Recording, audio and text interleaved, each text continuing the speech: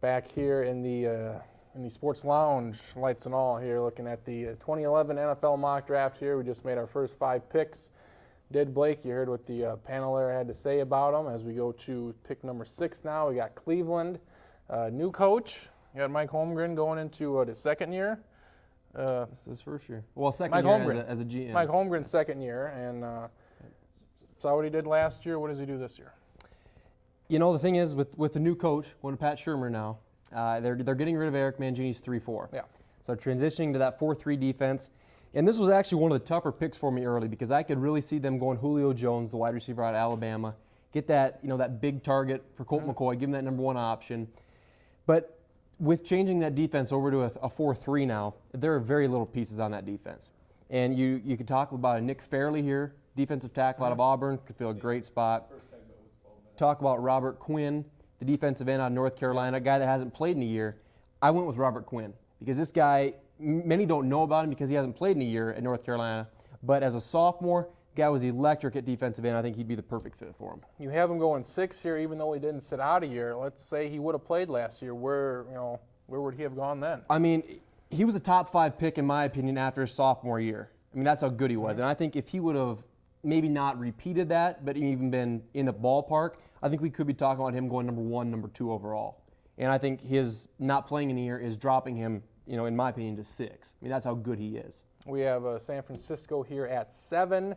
Again, new coach, Jim Harbaugh, taking over the reins there for Mike Singletary in San Francisco. They have plenty of needs too. The offense, never really got going. They have some pieces, but how do they look to improve here? This is a team that there's really not a whole lot of holes for picking 7th. They've got a good offensive line. They should be better than they are. They should. They've been a trendy pick for a couple of years now to win that terrible division. They don't have a quarterback. Yeah. That's their problem. I look at defense. Prince Amukamara, the cornerback out of Nebraska, he would be a great fit for them. That's probably their only major need on defense. You could say outside linebacker, but they really need help in the secondary, especially at corner. Amukamara would be a good fit. But I think here, you look at Harbaugh wanting his own quarterback, a new quarterback, and I think you look at Blaine Gabbert, the quarterback out of Missouri, a guy that, coming out as a junior, like we said, maybe didn't know about him as much, but he's had a good offseason. I think Blaine Gabbert's the pick here for Jim Harbaugh. A lot of quarterbacks, a lot of mediocre quarterbacks. Nobody really stands out besides Newton. Is this a case where Gabbert picked a good year to come out? Absolutely. I think if he comes out next year, you talk about, it could be a loaded class next year with Andrew Luck, with Matt Barkley out of USC. I mean, next year there could be 4 or 5 quarterbacks going around 1, and I think he picked his spot right here where he said, you know what, there's going to be less top-tier quarterbacks for me to compete against, and that's, I think, probably why he's a top 10 pick. Using that spread at Missouri, how does that transition here to the NFL? He's got some work to do. Sam Bradford last year came out of the spread at Oklahoma. A little different spread, but, I mean, he did it. So, I mean, I do think there's a transition period for him, and maybe he might not even start, his rookie, first game. Maybe he doesn't start till his second year, but I think he's a good fit for San Francisco. And Jim Harbaugh, what he did with Luck, things are expected. He could groom a guy. Former quarterback, he knows what to do. At 8, we have Tennessee Titans here. Where do they go? Tennessee's kind of a spot where they need a quarterback also. Vince Young will not be there. Kerry Collins is getting really old and was pretty ineffective last year. All they've got is Rusty Smith. If Gabbert were to fall to 8, I think they would snatch him up. I think this is the first spot where you could look at maybe Jake Locker, quarterback out of Washington, possibly being a possibility here. But I think Nick Fairley is a guy that I told you a little bit earlier. I had him as my number 1 pick. I think he's too talented, and he goes right here to Tennessee. Albert Haynesworth, they've had a hole there ever since he left. Are these two comparable in any way, you think? Haynesworth is a lot bigger. Yeah. He's a lot bigger. Fairley's more, but they're similar players. They're get-up-the-field guys. They're not, the big run-stuffing. But what Fairley did last year at Auburn was unbelievable. He was like Ndamukong Suh the year before. He just dominated. And early on, he was pegged there after that championship game, maybe 1-2 Carolina. Yep. But he's fallen here to 8, says Blake. So as we wrap up the top 10 here, number 9, Dallas. Team that's been expected to do a lot here, Super Bowl in their building, failed miserably last year. Yeah. What do they do? There's a lot of holes here on Dallas. For a team that is supposed to be a Super Bowl contender, defensively, secondary. Their secondary is not very good. Mike Jenkins, first-round pick a couple years ago, he really hasn't panned out. Terrence Newman's getting up there in age. I think Prince Amukamara will be a great fit here. for some reason, Dallas doesn't seem to be interested in him. They seem to want to go defensive end, like a J.J. Watt for that 3-4, or a Cam Jordan defensive end for that 3-4. But they have a glaring hole at right tackle. And I think Tyron Smith out of USC, a guy that he's only played right tackle at USC, but I think that's where he would come in here and start right tackle for him, a guy that has the athletic ability that he could play left tackle in the future. But he just seems like a flashy, as a lineman. Linemen aren't flashy, but he just seems like a flashy type of pick because he's such a great athlete that Jerry Jones would like. Yeah, and that's why, it's not a premier position guy, not a flashy guy, but for an offensive lineman here, he's the top guy off the board. Is he number one offensive lineman in this draft or not? He is, because there's really not a whole lot of left tackle prospects here. And I think you could say that Anthony Costanzo might be the safer pick, the offensive tackle out of Boston College, but I don't think there's near as much upside with him as there is with Tyron Smith.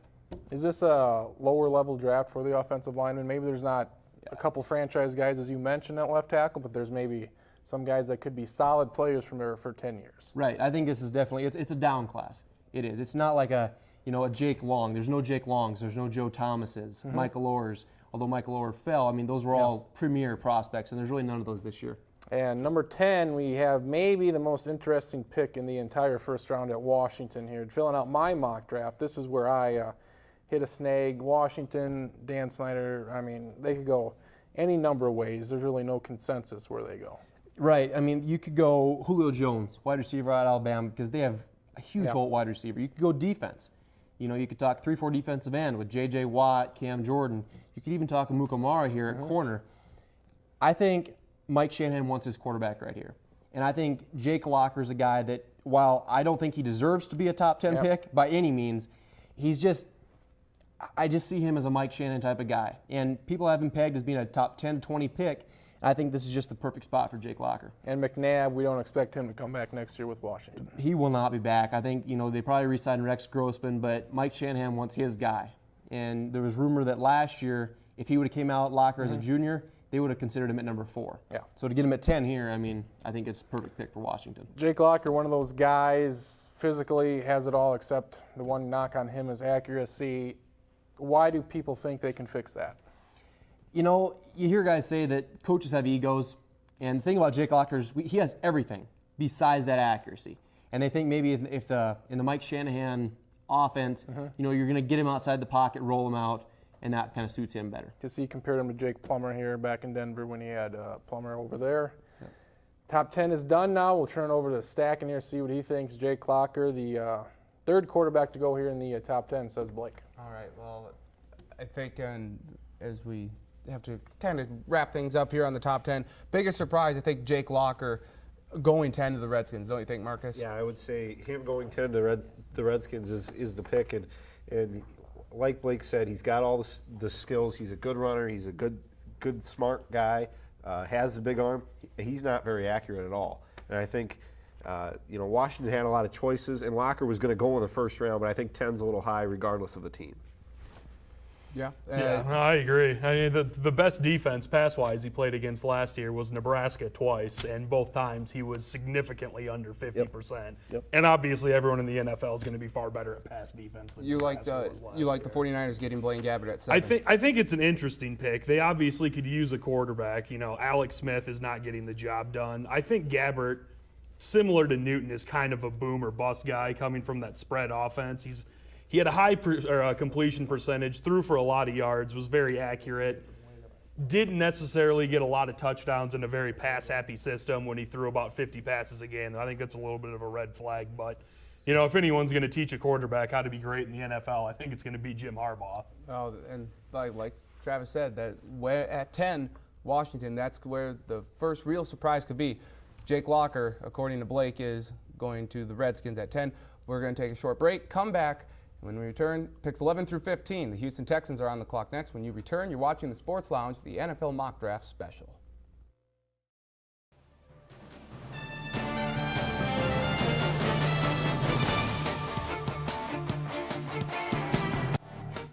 Travis Kriens here with Blake Day here in the Sports Lounge, our 2011 NFL Mock Draft here. We are basing these on what we think the teams will do. We're looking for accuracy here. Looking for what the teams are going to do. And as you saw, Blake has his top 10 here. Any surprises in that top 10 for you based on maybe your opinion?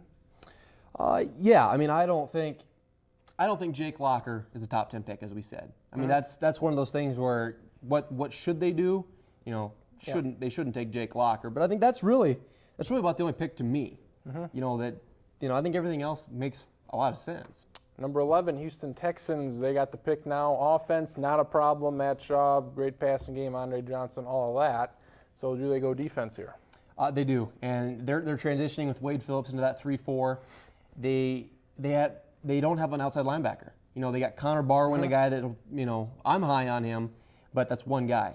They need help at outside linebacker. You get an Aldon Smith, outside linebacker out of Missouri, played defensive end there, transition. But they also had the worst secondary in the league last year. You know, they spent a first-round pick last year on Kareem Jackson, cornerback out of Alabama. I think Prince Amukamara, he's just too talented, and I think, you know, he just fits in perfectly here for Houston. At 12, we have the Minnesota Vikings. Hell of a season last year, I should know. Where do they go here? They need a quarterback. Those first three are off the board here, so defensive end's been rumored. But what do you see them doing here at 12? Well, you're right. If Jake Locker was there, I think he would be a definite possibility for him. Once again, I don't think he deserves to go near that high. Ray Edwards probably going to be leaving free agency. They have a big hole there at defensive end. You know, they got Brian Robeson. I'm a big Robeson guy. I mean. But, you know, just rumored you hear them, they're very interested in defensive ends. Yeah. They could also go offensive tackle, Anthony Costanzo, you know, being a little help there. I actually haven't taken Julio Jones, the wide receiver out of Alabama. I just think he's so talented that if he falls here, you know, Bernard Berrien's not getting it done. No. Sidney Rice probably going to be back as a restricted free agent, but you don't know for sure. I think even if Rice does return, it gives them a great set of receivers with Percy Harvin. You know, gives them a lot of, you know, talented options on offense. And Rick Spielman for the Vikings said on Tuesday that he's had a couple teams call him about possibly trading up to that 12 spot. So we'll see where the trades happen there. Minnesota's definitely a possibility to move down like they did last year out of the first round. They picked 12 this year. Another division opponent for them, Detroit at 13. Pretty good year for them, 6-10, all things considering. Had Ndamukong Suh, pick number 2, did very well. Yeah. Where do they go this year? This is a team that's definitely on the rise. You know, Jim Schwartz is building the culture there. They're getting some guys there. I think what they should do, I mean, Anthony Costanzo, they need a help at offensive tackle. Stafford, he's been injured these every first couple year. Years. They need to protect him. Jeff Backus, he's getting up there in age, not an ideal left tackle. Gazder Chairless, the right tackle, up and down career anyway. Now he's coming off microfracture surgery. So, I mean, Costanzo would be a great pick there to play either tackle spot. I think you got a guy, you know, Aldon Smith. He's fallen down the board. He could have went at 11 to Houston. I think he's just so talented. And, you know, they're getting up there. You know, all they really have at defensive end is Kyle Vandenbosch. Cliff Averill a little bit. Vandenbosch is getting up there in age. I think Aldon Smith, defensive end out of Missouri, would be a great pick for him. At 14, another young team on the rise here. St. Louis almost pulled off getting the first pick last year and almost won their division this past season. Ended up falling to Seattle in Week 17. They have their quarterback of the future now. They got Steven Jackson. He's getting up there. But where do you see the Rams going at 14? I think the Rams are a team that really wants Julio Jones. You know, they need that number 1 target for Sam Bradford. They've got a lot of number 2, number 3 options. They don't have that number 1 guy. Team that could possibly trade up to get Julio Jones. I could see him going defensive end if Aldon Smith was there, you know, play opposite Chris Long. But I think they have a big hole in the middle of that defense. Corey Liuget, defensive tackle out of Illinois. Kind of maybe a little early for him, but, you know, such a great need. And he's a guy that's definitely rising on draft boards. I think he's the pick for Steve Spagnuolo. You think they can continue their success of last year, or I think they come back to the pack a little bit? I think they might come back to the pack a little bit, but definitely like the Lions a little bit, a team on the rise. Spagnuolo's going to get that defense right. Sam Bradford, you know, if you've got your quarterback, you can do good things, and they certainly do.